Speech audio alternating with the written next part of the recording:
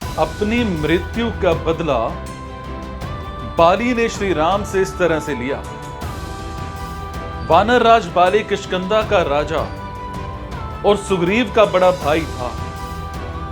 बाली का विवाह वानर वैद्य राज सुषेण की पुत्री तारा के साथ संपन्न हुआ था। तारा एक अप्सरा थी और बाली के पिता का नाम वानर श्रेष्ठ ऋक्ष था। बाली के धर्म पिता देवराज इंद्र थे। बाली का एक पुत्र था जिसका नाम अंगद था। बाली गदा और मल्ल युद्ध में पारंगत था। उसमें उड़ने की शक्ति भी थी। धरती पर उसे सबसे शक्तिशाली माना जाता था। रामायण के अनुसार बाली को उसके धर्मपिता इंद्र से एक स्वर्ण हार प्राप्त हुआ था। इस हार की शक्ति अजीब थी। इस हार को ब्रह्मा ने मंत्र युक्त करके यह वरदान दिया था कि इसको पहनकर बाली जब भी रणभूमि में अपने दुश्मन का सामना करेगा तो उसके दुश्मन की आधी शक्ति क्षीण हो जाएगी और यह आधी शक्ति बाली को प्राप्त हो जाएगी। इस कारण से बाली लगभग अजय था। तो बाली ने अपनी शक्ति के बल पर दुदुम्भी, मायावी और रावण को परास्त कर दिया था। बाली ने अपने भाई सुग्रीव की पत्नी को हड़प कर उसको बलपूर्वक अपने राज्य से बाहर निकाल दिया था। हनुमान जी ने सुग्रीव को प्रभु श्री राम से मिलाया। सुग्रीव ने अपनी पीड़ा बताई और फिर श्री राम ने बाली को छुपकर तब तीर से वार दिया जबकि बाली और सुग्रीव में मल्ल युद्ध चल रहा था। हालांकि प्रभु श्री राम ने कोई अपराध नहीं किया था, लेकिन फिर भी बाली के मन में यह दंश था कि उन्होंने मुझे छुप कर मारा।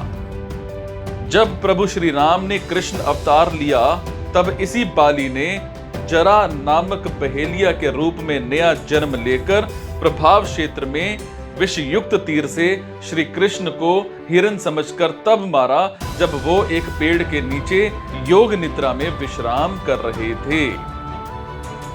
दरअसल श्री कृष्ण ने द्वारिका में अपना निवास स्थान बनाया और सोमनाथ के पास स्थित प्रभास क्षेत्र में उन्होंने देह छोड़ दी। भगवान श्री कृष्ण इसी प्रभास क्षेत्र में अपने कुल का नाश देखकर बहुत व्यथित हो गए थे। वो तभी से वहीं रहने लगे थे और एक दिन बहुत व्यथित हो गए थे, वो तभी से वहीं रहने लगे थे। एक दिन वो एक वृक्ष के नीचे विश्राम कर रहे थे, तभी किसी बहेलिये ने उनको हिरण समझ करके तीर मार दिया। ये तीर उनके पैरों में जाकर के लगा, तभी उन्होंने देह त्यागने का निर्णय ले लिया।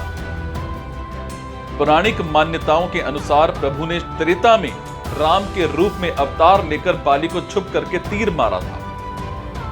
कृष्ण अवतार के समय भगवान ने उसी बाली को जरा नामक बहेलिया बनाया और अपने लिए वैसे ही मृत्यु चुनी जैसी बाली को दी थी। प्रभास क्षेत्र काठियावाड़ के समुद्र तट पर स्थित बीराबल बंदरगाह की वर्तमान बस्ती का प्राचीन नाम है। यह एक प्रमुख तीर्थ स्थान है और महाभारत के अनुसार यह सरस्वती समुद्र संगम पर स्थित प्रसिद्ध तीर्थ था और समुद्र पश्चिम गत्वा सरस्वत्यवती संगमम यह विशिष्ट स्थल या देहोत्सर्ग तीर्थ नगर के पूर्व में हिरण्या, सरस्वती और कपिला के संगम पर बताया जाता है। इसे प्राची त्रिवेणी भी कहते हैं, इसे भालका तीर्थ भी कहते हैं। 5 वर्ष की असहनीय पीड़ा के बाद उस भील जरा को एहसास हो गया कि उसने किसी आम आदमी को नहीं मारा, बल्कि मानव की देह धारण करके पृथ्वी पर आए साक्षात भगवान की देह अपने तीर से छीन ली है। वापस उसी स्थान पर जाकर गोविंद गोविंद कहते हुए उस बहेलिये ने समुद्र में समाकर अपने प्राण त्याग दिए।